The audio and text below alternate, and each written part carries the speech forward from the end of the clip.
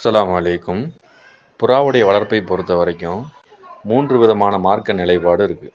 முதலாவது அல் அஸ்லு ஃபில் அஷ்யாயி அல் இபாஹா. ஃபிக்கு கலையினுடைய சட்ட விதியின்படி பொதுவாக எல்லா காரியமே முபாஹ்னு சொல்லக்கூடிய அனுமதிக்கப்பட்ட காரியம்தான். ஒரு விஷயம் மார்க்கத்தில் தடை செய்யப்பட்டிருக்கின்றதுக்கு தெளிவான நஸ் இருந்தால் மட்டும்தான் அது ஹராம் ஆகும். அந்த அடிப்படையில் முபாஹுன்னா அனுமதி.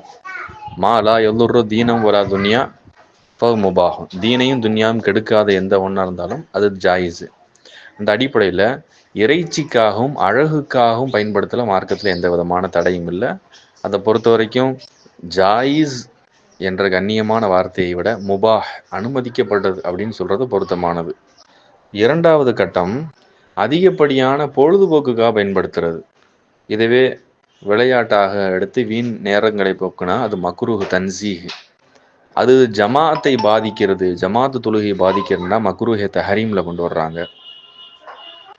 அடுத்த கட்டம் அதன் மூலமாக பணம் சம்பாதிக்கிறது, சூதாட்டம், புறா சண்டை ஏற்படுத்துறது இப்படின்னு அதன் மூலமாக ஒரு லாபத்தை கண்டா அது தெளிவான ஹராம், சூதாட்டத்தில் தான் வருது.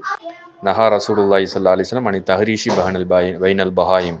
உயிரினங்களுக்கு மத்தியில் சண்டைகளை, சேவல் சண்டை, ஆடு சண்டை போன்றது ஏற்படுத்துகிற ரசூல் ஸல்லல்லாஹு அலைஹி வஸல்லம் தடுத்திருக்கேன். அந்த நஹியினுடைய நோக்கம் தஹரீம் என்ற அடிப்படையில் தான் பெரும்பான்மையான உலமாக்கள் கூறுறாங்க. அதாவது ஹராம் என்ற அடிப்படையில், சூதாட்டம் என்ற அடிப்படையில் தான் சொல்கிறாங்க.